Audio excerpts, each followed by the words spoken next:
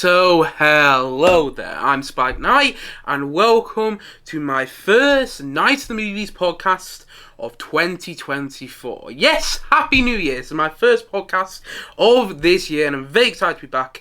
And in these podcasts, in my Night of the Movies podcast, I talk all things movies and TV, and whatever I want, whenever I want. And in today's podcast, I'm doing my review catch-up of the new movies and TV shows that I watched over the Christmas/New Year period. I haven't recorded in a good couple of weeks. I'm back now, and I've given my review catch-up on things I watched over the Christmas/New Year period. And those things that I watched include The Crown Season 6, I'll be giving my review of that, Nolly, One Life, Anyone But You, and I'll also be re-reviewing Maestro.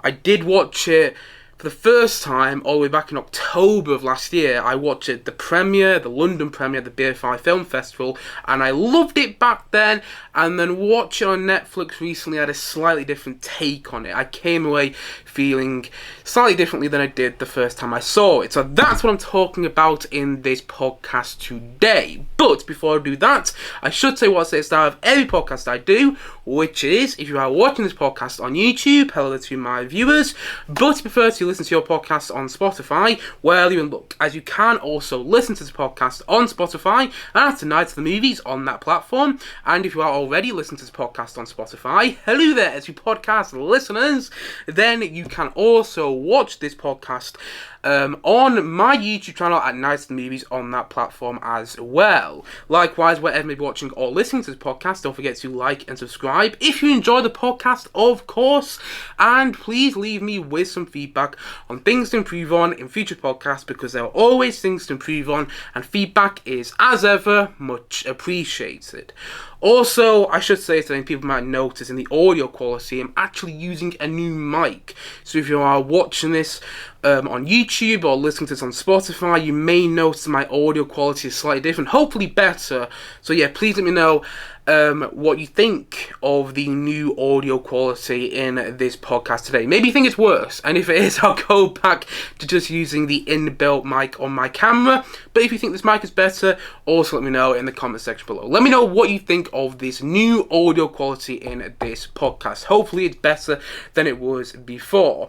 But anyway, let's get into it, shall we? Let's get into my reviews for this podcast today. As already mentioned, I give my review of The Crown Season 6, which I'll be doing very shortly, and then I'll be going on to reviewing Nolly, and then I'm reviewing One Life, the new Anthony Hopkins film, then Anyone But You, the new rom-com starring Sydney Sweeney and Glenn Powell, and then, at the end of this podcast, I do my re-review of Maestro, because those are the films and TV shows that I rewatched, I rewatched one, and then I watched all the others for the first time over the Christmas period, because actually, I sort of alluded to it there, I didn't watch that many new things over the Christmas period. I remember the Christmas period from, 2022 to 2023 last year.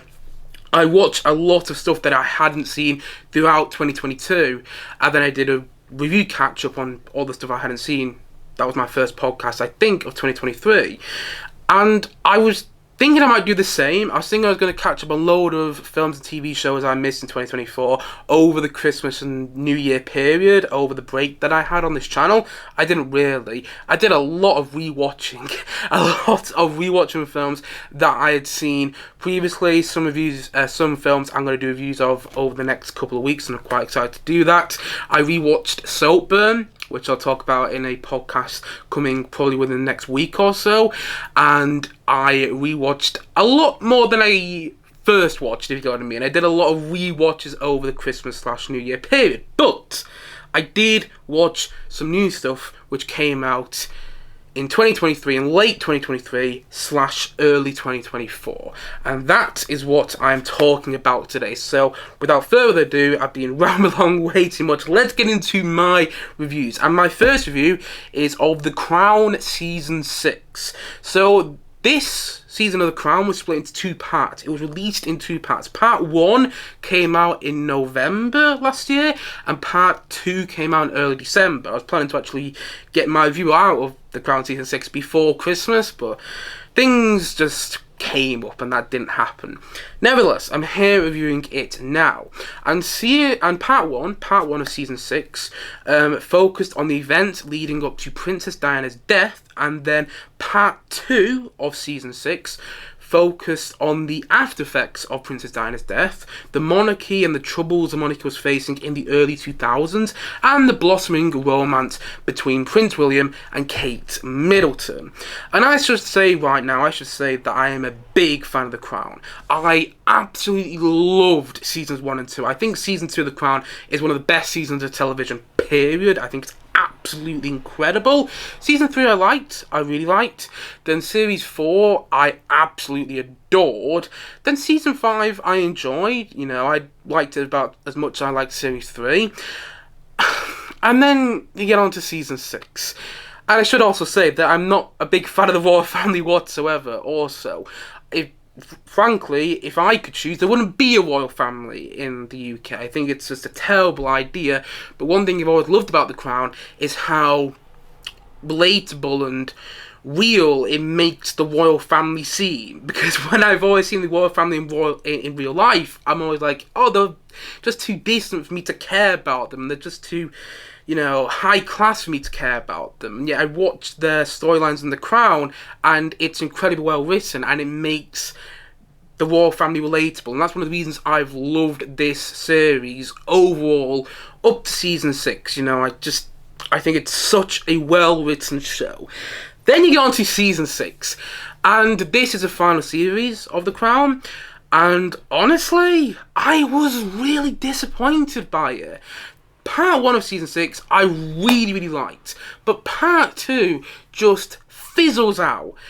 It's like the show got exhausted. It's like Peter Morgan, who was a showrunner on The Crown, who's been the showrunner since season 1, just wanted to end the show and didn't really know how to, because the show doesn't really have a definitive ending. It doesn't really have this conclusive finale, and one might argue, yes, that's because the story of The Crown, of the monarchy, goes on past the event of the end of The Crown season 6. Sure, but it's still could have had a better ending.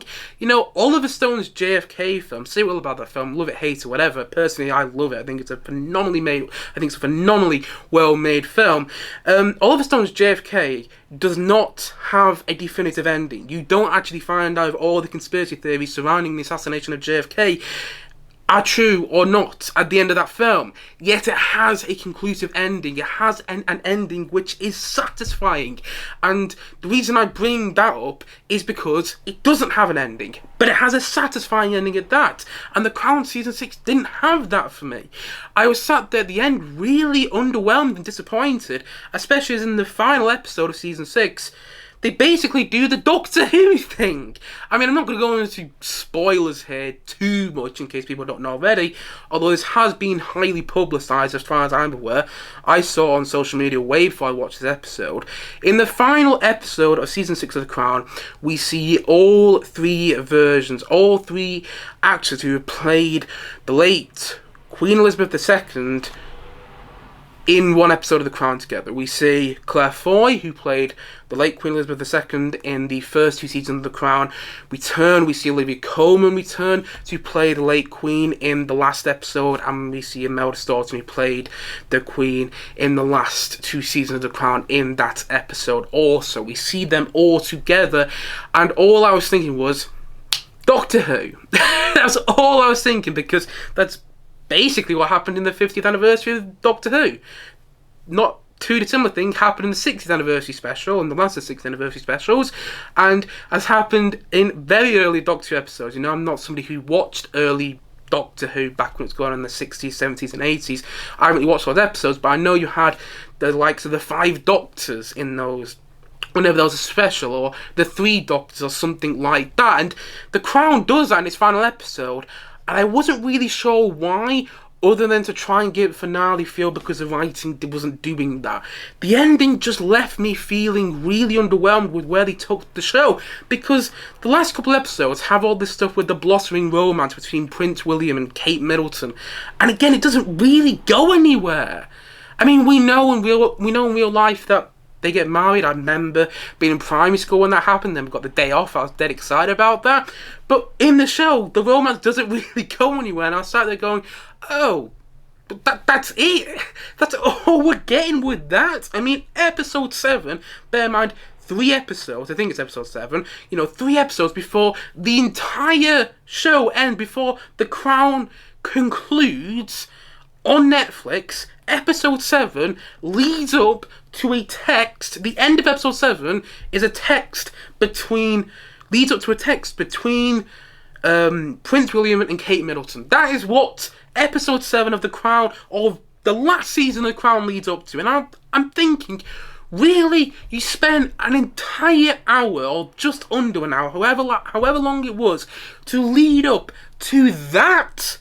Really? And that's not to say that the final season of The Crown, it's not awful. It has its merits.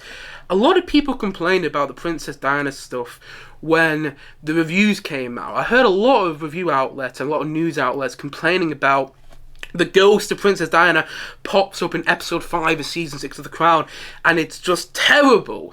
Some news outlets I really admire, by the way, were making out as if the ghost of Princess Diana was a huge, major plot point in episode 5 and was focused on for the entirety of episode 5 of season 6 of The Crown. It's literally in 2 scenes. The ghost of Princess Diana is literally in 2 scenes in episode 5 of season 6 of The Crown. Did I think the ghost of Diana worked particularly well? No, but I get what they were going for. It didn't bother me that much.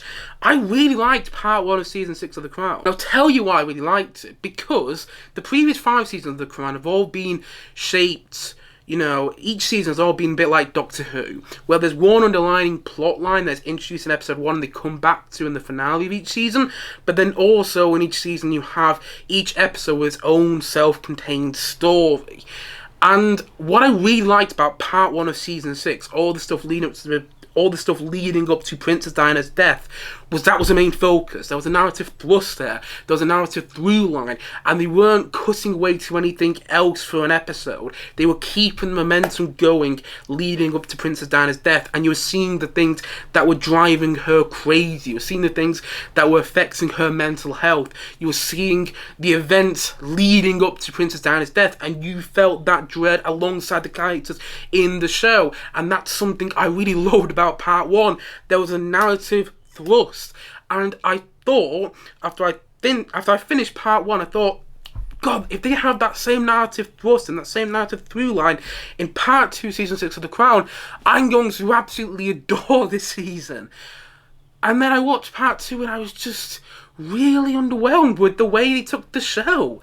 There's an episode focusing on Princess Margaret's death, and it's quite a distressing episode to watch. It's a really difficult episode to watch, and it is quite emotional, but it didn't leave me as emotionally drained as the episode where you see King George VI die in season 1 of The Crown, when you see the late Queen's father die in season 1 of The Crown. I felt that episode in series 1 was far more affecting.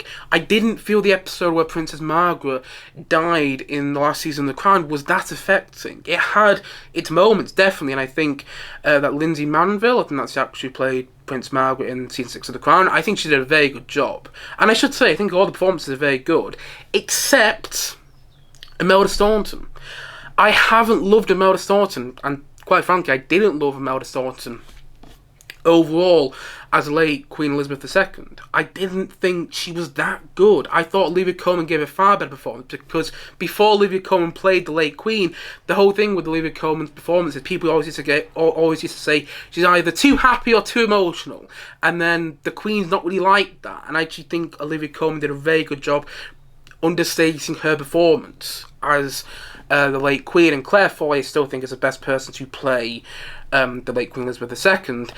I don't think Imelda Staunton did a great job though, because for me, with the exception of maybe the last 2 episodes where it feels like she comes into her own more with her performance as the late Queen, it felt more like Imelda Staunton was just doing another Imelda Staunton performance. I didn't really buy into her as the late Queen. I didn't really buy into her.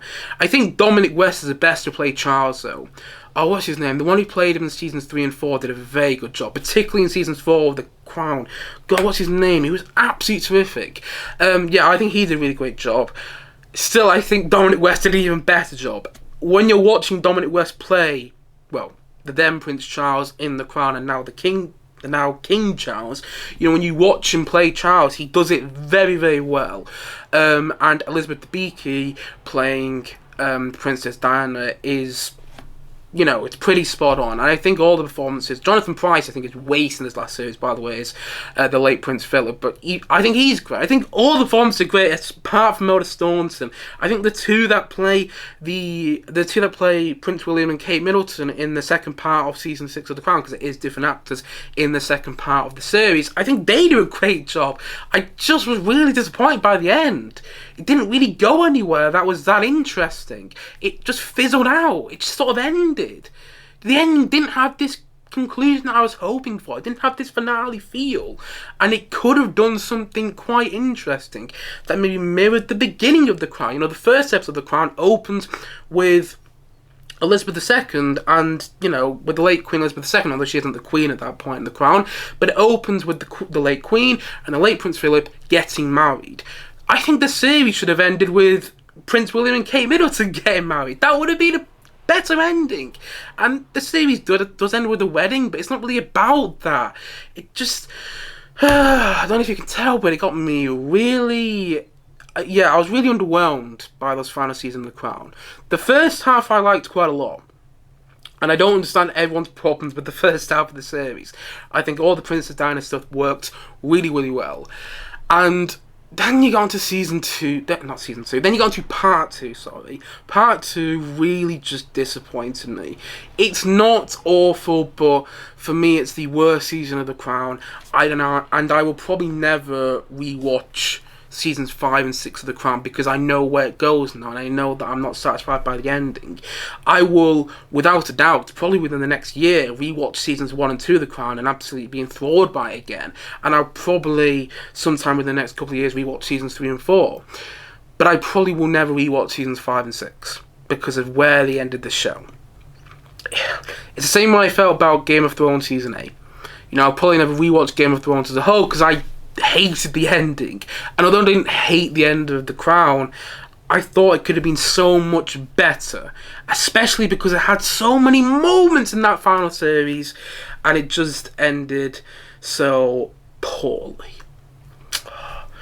Could have been so great, could have been brilliant. For me, it was really, really disappointing. Again, not awful, but nowhere near as good as it really should have been. The final season of The Crown ended in such a way where I just didn't really care anymore, which is a huge shame to say because, like I said before, I love seasons 1 and 2, and season 6 was a very big disappointment. And so, all in all, I'm going to say that season 6 of The Crown, I'm going to say it's a 5.5 out of 10.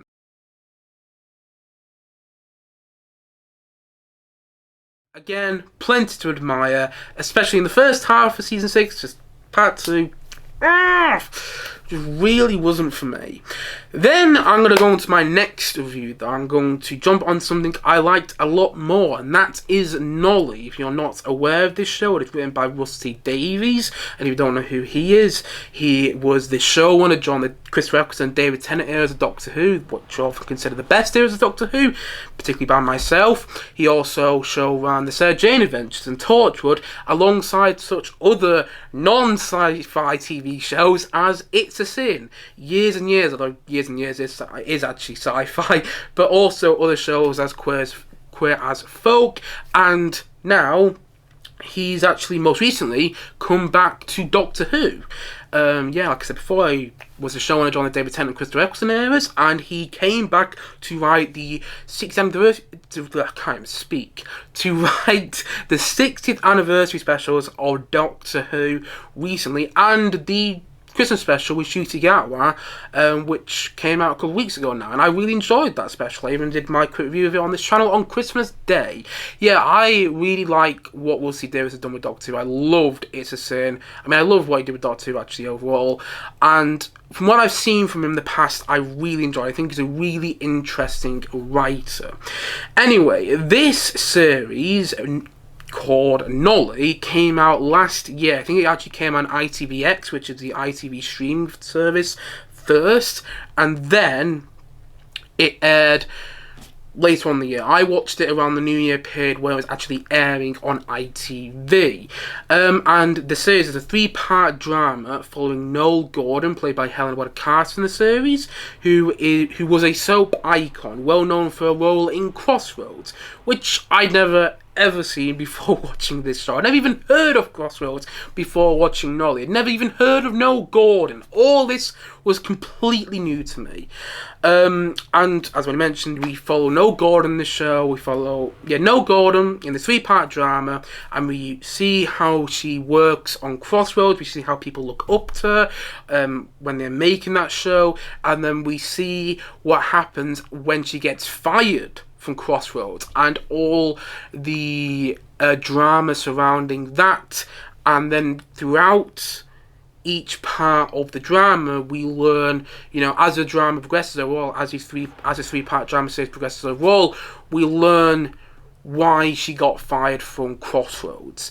And again, I had no knowledge of Crossroads and who Noel Gordon was before watching this show, but I absolutely loved it. Russell T Davies is such a good writer, and if you don't believe me, watch this 3-part drama. It's on ITVX, which, as what he said, I think it's the ITV streaming service.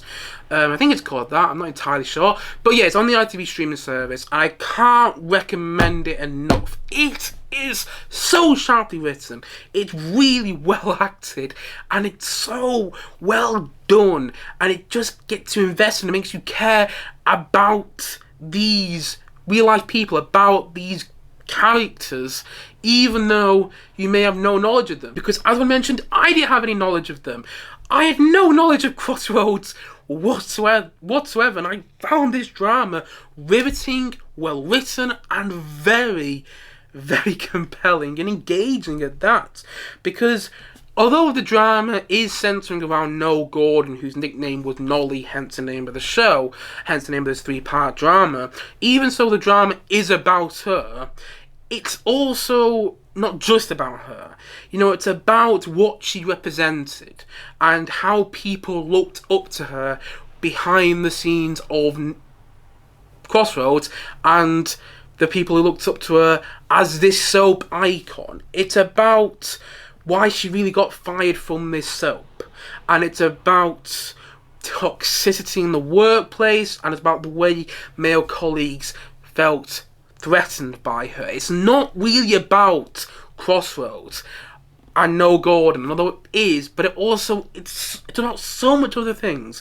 As I already mentioned, it's about toxicity in the workplace, it's about the way people looked up to Noel Gordon, it's about the way male colleagues felt threatened by her, and it's done in such a way where you just get into it like that. The series, the 3-part drama, throws you straight in to what Crossroads was like, what the production of this soap show was like, and it just throws you straight in. You get invested in what's going on. It's really funny, and then it gets really emotional towards the end. The series is only 3 parts, as I keep saying. It's a 3-part drama, and each episode I was thoroughly entertained by, because of the writing and because of Helen Bonham Carter, who just doesn't put a foot wrong. I mean, she was in The Crown, a little link to what I was just reviewing before. Yeah, she was the best version of Princess Margaret in The Crown. I think the other two did a very good job, I think Vanessa Kirby did a great job as the young Princess Margaret in the first 2 seasons of The Crown. I think Leslie Manville did a very good job in seasons 5 and 6 of The Crown, but I think Helen Bonham Carter was the best person to play Princess Margaret in The Crown, which she did in seasons 3 and 4, and she's so good in this show, because even though I don't know what the real Noel Gordon was like, even so I don't know if she actually got the performance accurate, it feels like she got the performance accurate. And every time she's on screen, she commands your attention in a way that only really Helena Carter can do. I mean, all the other supporting performances are really great as well, but Helena Carter just commands this show, and the way Rusty Davies writes this, it's just so entertaining. You know, it really was surprising, because I'm not somebody who's into soaps whatsoever. I don't watch EastEnders or Coronation Street or Emmerdale. I don't watch all that stuff. It's not really for me. And yet, this show about a soap icon being fired from the thing she's known the most is just fantastic. And I've heard some people say, oh, the show's about somebody that no one really cares about. And actually, the show, you know, Nolly, this 3-part drama, does actually touch on the fact that, yes, she was a soap icon. Yes, Noel Gordon was a soap icon. But she also knew what she was worth. She also knew that she was just a soap actress. And the show really, and this series really, you know, zones in on that really fantastically. Yeah, it's funny and emotive, very well listened, well directed, well planned out, and thoroughly entertaining. It's a great 3-part drama. It's on ITVX, and I can't recommend it enough. Honestly, even if you've never heard of Crossroads like me, I think you'll really, really like this show, because it gets under your skin just like that. So sharp and so well written, just so good. Can't recommend it enough. And so, all in all, I'm going to say that Nolly, I'm going to say that it's a 9 out of 10.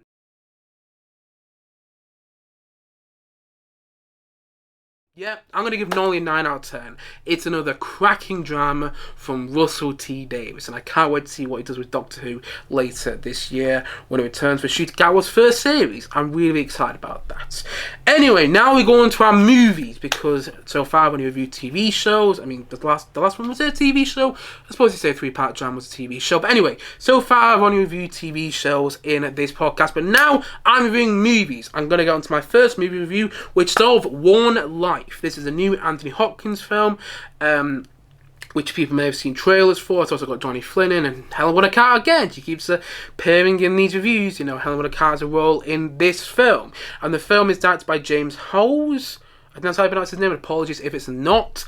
I'm not really familiar with him as a director, although apparently he's done mostly TV in the past. He directed actually episodes of the Rusty Davies of Doctor Who, going back, linking on to my last review on this podcast. He directed the episodes Christmas Invasion and School Reunion, and actually this film shares some similarities with the School Reunion episode. You know, that's the first episode where we saw Sarah Jane back in Doctor Who. You know, this film actually shares some similarities with that episode, I would say. And the Google plot synopsis for One Life for this film goes as follows. The story of British humanitarian Nicholas Winston, played by Anthony Hopkins in his older life and played by Johnny Flynn in his younger life in this film, who helped save hundreds of Central European children from the Nazis on the eve of World War II. So really what it is like this British Schindler's List story. And honestly, I thought this film was fine. It's a compelling story, and it's definitely an interesting story that I think it's a story worth knowing. I think it's a story worth telling, and I think it does have some very touching moments, some very heartfelt moments, and some very intense moments. And it's a sweet film. It's exactly the film you expect it to be. And that is why I thought it was fine. I saw the trailer for this film, I was like, that looks like the sort of film you'd watch with your grandparents on a Sunday afternoon. Went to go and watch it in the cinema a couple of days ago. It came out on New Year's Day, so went to go and watch it in the cinema a couple of days ago. It's exactly that film. It's exactly the sort of film you'd watch with your grandparents. Again, it's an interesting story. I'm not saying it's not, but I think the storytelling could have been done in a more engaging fashion, in a way that stands out amongst the crowd. Because for me, it was exactly the film I expected it to be, and that made part of the film. a bit of a slog to get through because it didn't really do anything that was unexpected. Apart from the story, which did have some unexpected elements to it, the film overall just is exactly what I thought it was going to be. It's a sweet film. It's a sort of film you watch with your family on a Sunday afternoon, but that's pretty much it. I think, as well, for a story like this, it should have had a better film to tell this story, maybe make it more intense, more riveting, and really throw us into the situation. Whilst I felt that the directing of the film, sorry if you can hear some drilling in the background, I don't know what's going on somewhere next door, but anyway, yeah, sorry if you can hear some drilling in the background, but still, going back onto what I was saying, you know, the story itself, I think, deserved a better director. I don't think the direction of the film particularly stands out, and Helena Carter, as already mentioned in this film, I think she's wasted. Anthony Hopkins is great because it's Anthony Hopkins. He's a very talented actor. I love him as Hannibal Lecter in Silence of the Lambs, and I even love him in the sequel, Hannibal. I love that film. I don't care what anyone says. I think it's great, and I think he's great in it as well. However, the thing is about Anthony Hopkins in this film is you know what you're going to get. You know you're going to get that sort of performance from him, which is Oscar bait. I mean, the whole film feels Oscar bait, and I'll go into that very, very shortly. But you know what sort of performance you're going to get from Anthony Hopkins. And again, he's a very talented actor, but it does sometimes feel like they just say, Anthony, do your thing. That's what the filmmakers say behind the camera. You know, Anthony, just do your thing.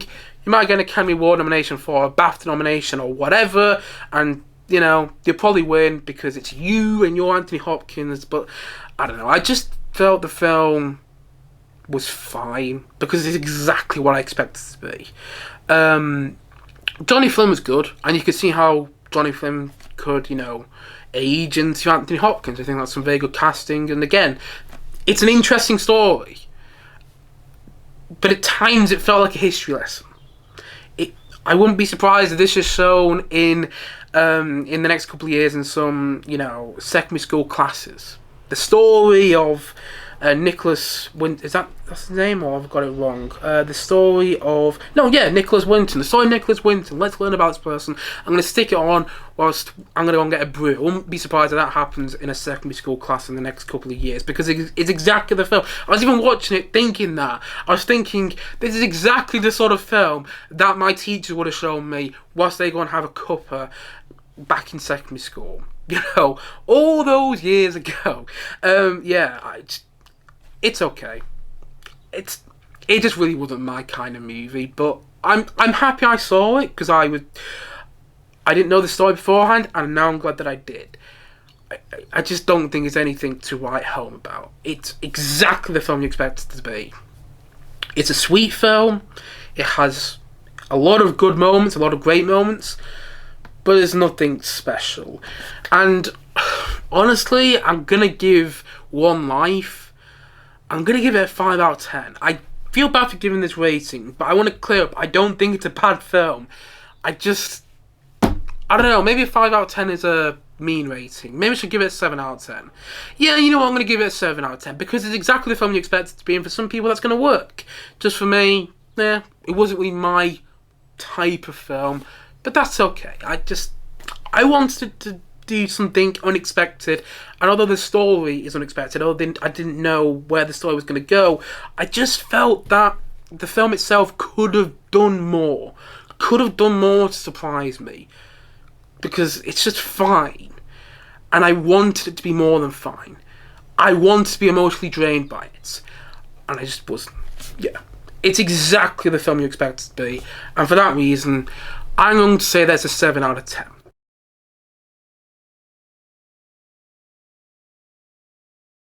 Yeah, it's a sweet film that doesn't do anything too interesting or unique in its storytelling. Anyway, now let's move on to my next review, which is on Anyone But You. This was released on Boxing Day in the UK, and it is the new rom-com starring Sydney Sweeney, which many people might know from Euphoria, I must admit, watch one episode of that show, never want to see another episode, not my sort of TV. But she's going to appear in Madam Web later this year, and the rom-com also stars Glenn Powell, which I know, I haven't seen anything else, I know from Top Gun Maverick, and which was a standout. He was a standout alongside Miles Teller, a well-accomplished actor, and Tom flipping Cruise. He did a great job, holding his own in Top Gun Maverick alongside them too. So the rom-com is centering around Sydney Sweeney and Glenn Powell's characters. And the Google plot synopsis for the film goes as follows. Despite an amazing first date, Bea and Ben's initial attraction quickly turns sour. Oh no. However, when they unexpectedly find themselves at a destination wedding in Australia, they pretend to be the perfect couple to keep up appearances. And according to Google, also, this film adapts Shakespeare's Much Ado About Nothing, focusing on the witty and antagonistic relationship between Ben and Bea. So it's adapting Shakespeare's Much Ado About Nothing, but for a modern format. It's this will they, won't they? And the film, you know what, is okay.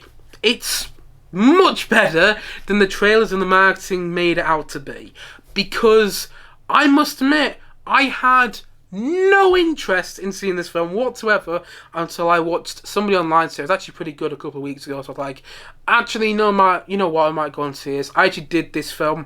I actually watched this film on the same day I saw One Life. I did a double showing at the cinema.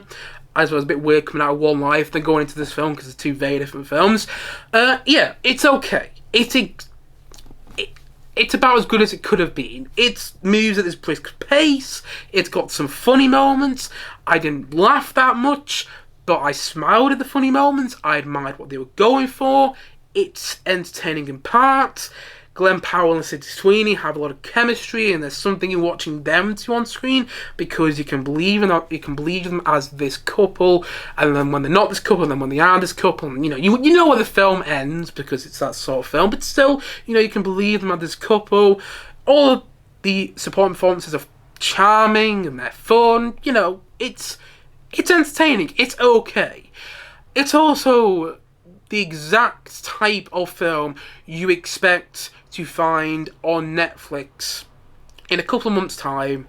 You would watch, have a really good time watching it, be really entertained by it, then finish the film and completely forget about it.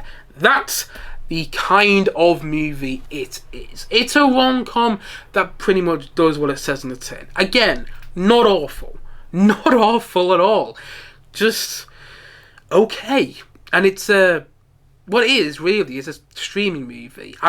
You don't need to go to the cinema to see this unless you're in a relationship and your spouse or your partner is dragging you out to go and see it. I wouldn't recommend watching this film whatsoever. Check it out on streaming and I actually think you'll have a better time with it because it might be more of a surprise. Like, oh, I've heard this movie is really bad. Actually, I watched it on streaming and it was pretty good. It's a sort of movie which I can imagine a lot of people enjoying on streaming. Fully enough, and I only found this out this morning when I was writing my notes for this film. Funny enough, the film is directed by William Gluck, which many people might not, be familiar with that name. I wasn't familiar with that name, although I kind of was because when it came up in the cinema, and it says in the titles, directed by William Gluck, I think it was the end credits, it came up, directed by William Gluck. I was like, oh, that name, I recognise that name. Where have I heard that name before? Then I realised he directed the previous two Peter Rabbit live action films. The first of which came out in 2018 and the second of which came out in 2021, which, the Peter Rabbit films that have James Corden voicing Peter Rabbit. I actually enjoy the first of those Peter Rabbit films. The second, I think, is an absolutely atrocious piece of trash. I've never used the word trash on this channel before. 2024, we're starting to do new things. The first of which I enjoy, the second of which not so much. I think it's awful. Doesn't even make sense. And the thing is, when I heard that, I was thinking, that must be odd, going from Peter Rabbit 2, I mean, it wasn't called that, was it Peter Rabbit 2 The Runaway? Yeah, Peter Rabbit 2 The Runaway to Anyone But You. That is a bit of an odd, gig, going from quite a family-friendly film to go into this rom-com, which is very much in your face. And I was thinking, they're two very different films. And then I thought, oh no, they're not. They're not two very different films. They're actually quite similar in terms of the filmmaking, where a lot is being thrown at you. There's a lot of things happening in the Peter Rabbit films and in Anyone But You.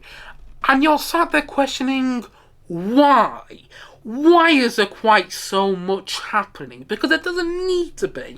A lot of the things in the Peter Rabbit films and in Anyone But You feels very unnecessary. And guess what it is? Both films have a lot of unnecessary parts to them. You know, there's this plot line in Anyone But You which focuses on Sydney Sweeney's character dropping out of college. She don't want to study law anymore, something like that. It doesn't do anything with the rest of the film. It doesn't serve any purpose. It's just like, oh, let's add this in here, so we've added another layer of meaning to Sydney Sweeney's character. It's completely unnecessary. There's something with Glenn Powell's character about this song that he likes and how he's afraid of heights. Doesn't really add anything to the film. There's just so many moments in this film that have so many storylines and so many parts which are so unnecessary. And it reminded me of the Peter Rabbit film. It reminded me of the Peter Rabbit films in that regard, and they're done by the same flipping director. Of course they are.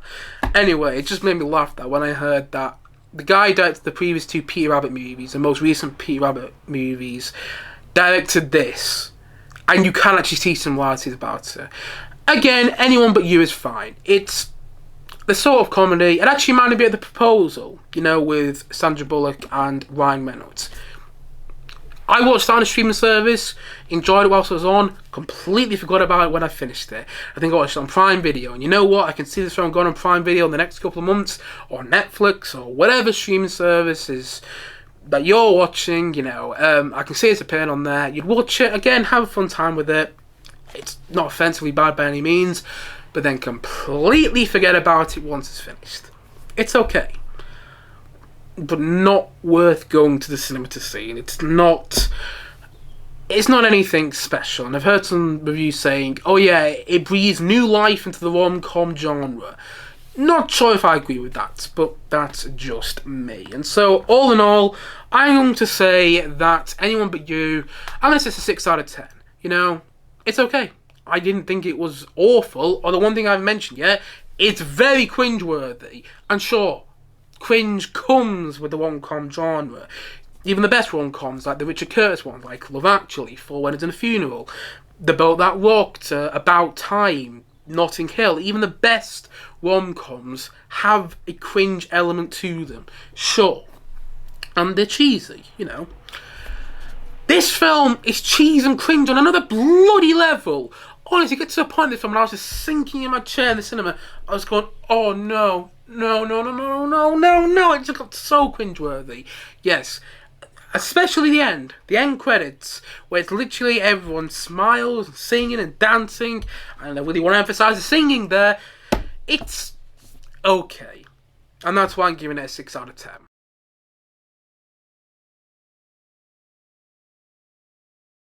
Nothing more, nothing less. Nothing less, nothing less. It's completely harmless fluff. Just watch it on streaming. Again, apologies for the sound interference, because I can hear some drilling going on in the background. And again, I don't know if you'll be able to hear that. But yes, let's move on to my next review on this podcast and my last review. Some people will be thankful for that if you're watching this. Some people might get quite sad right now coming to the end of this podcast. Hopefully you'll feel more the latter rather than the former. Anyway, let's get on to my final review for this podcast today, and it's a re-review. It's my re-review of Maestro.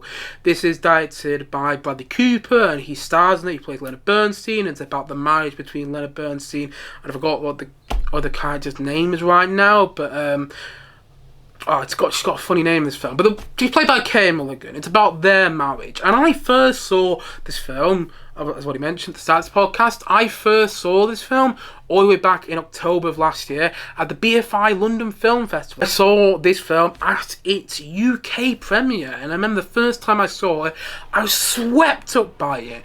And I just absolutely loved it. And you can see my review on this channel still. You know, I think I called the film magnificent.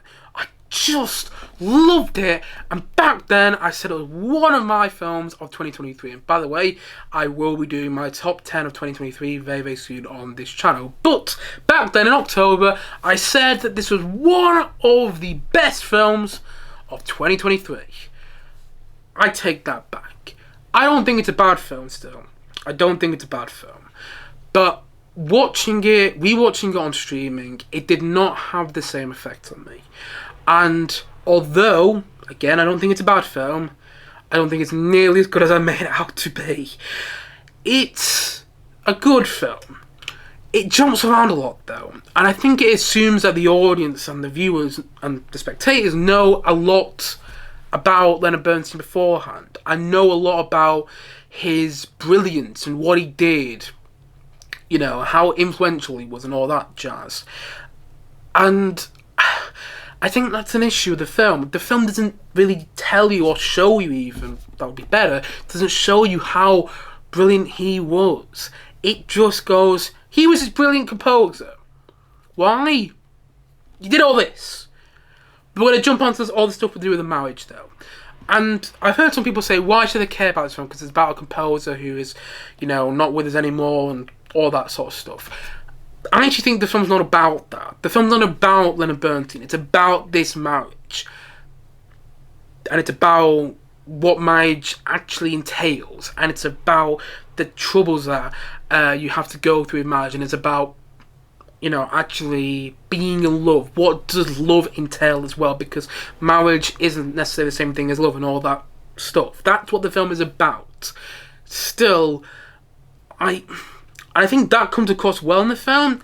Still, I think it could have been better. And I think that the film just jumps around a lot and is uneven. And it doesn't really focus on the part of Leonard Bernstein that I am most interested in, and that's his music. You know, I love the music for West Side Story, which he did. I absolutely love the music for that. For the original and the Spielberg remake. And I wanted to see more about his music making, and the film focuses more on his marriage. And again, I think it does that very well, and I think that's what the film is about. When you take apart the film, that's what it's really about. But it's just, it's very Oscar bait, like One Life is, which I didn't really talk about. One Life, which I viewed not too long ago on this podcast now, that is a very Oscar bait film, and you can feel that. It's a very awards bait film. It's like, we're trying to get the awards here. Maestro feels the same, especially Bradley Cooper's performance, which is very good. Again, I think Bradley Cooper is very good in this film, probably his best performance, but it feels like he's trying to get an award. It feels like he's trying to get an award with this film. And Kay Mulligan doesn't, though.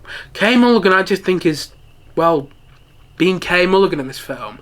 You know, I think she's absolutely terrific because she's such a good actress, and she's simply one of the best actresses working today.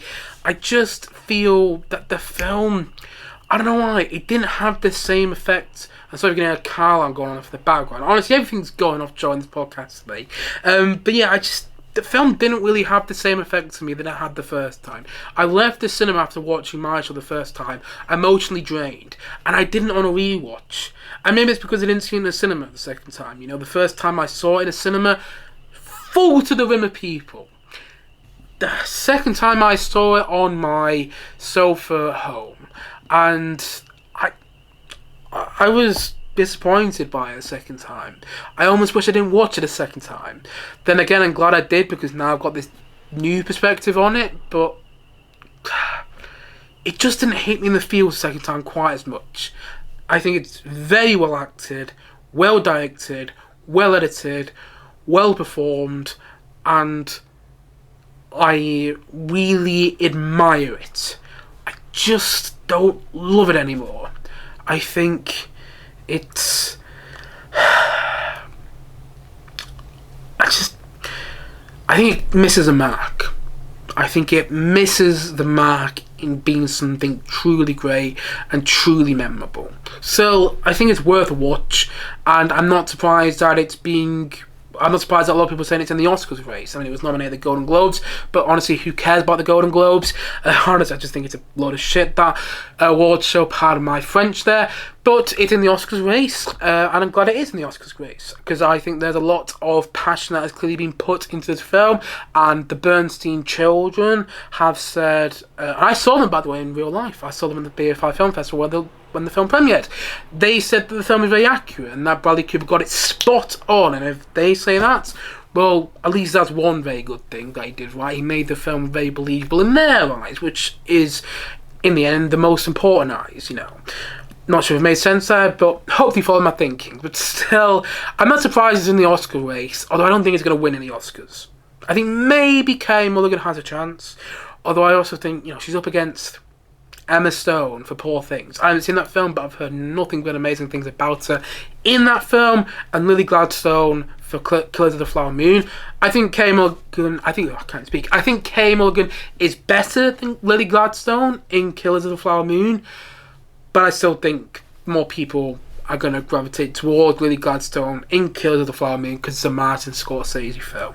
And even though this is in the Oscars race, I don't think it's going to be in the front runners. Like, I don't think it's going to be any of the front runners. I think the main three front runners for the Oscars this year, for 2023's Oscars, are going to be, just forgot off the top of my head right now, so I've got to look at my notes, Oppenheimer.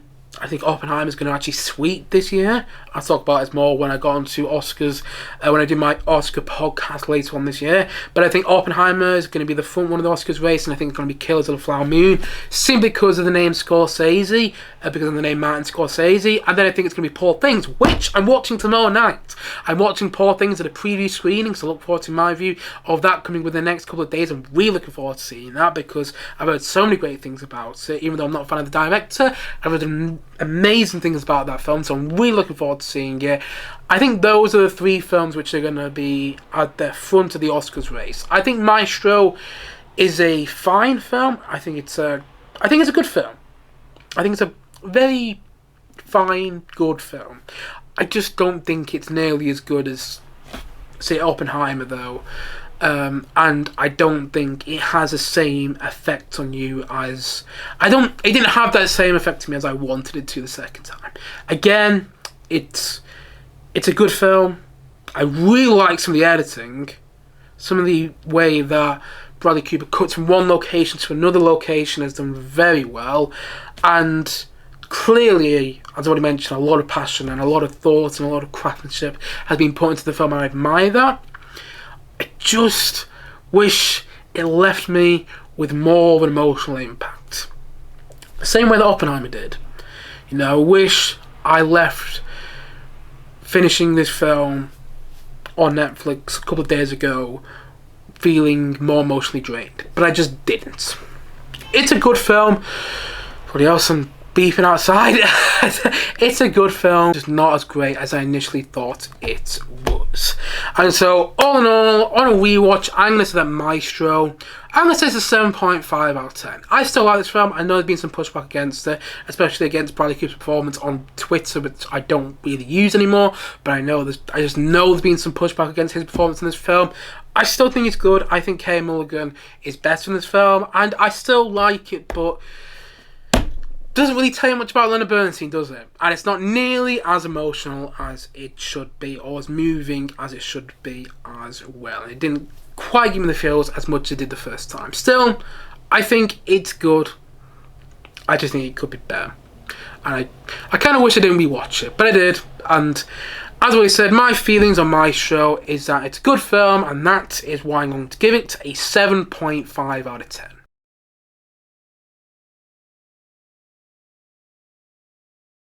Anyway, guys, that's it for the podcast for today. Yes, we got to the end there. It's been a long podcast today, but hopefully it's been an enjoyable one.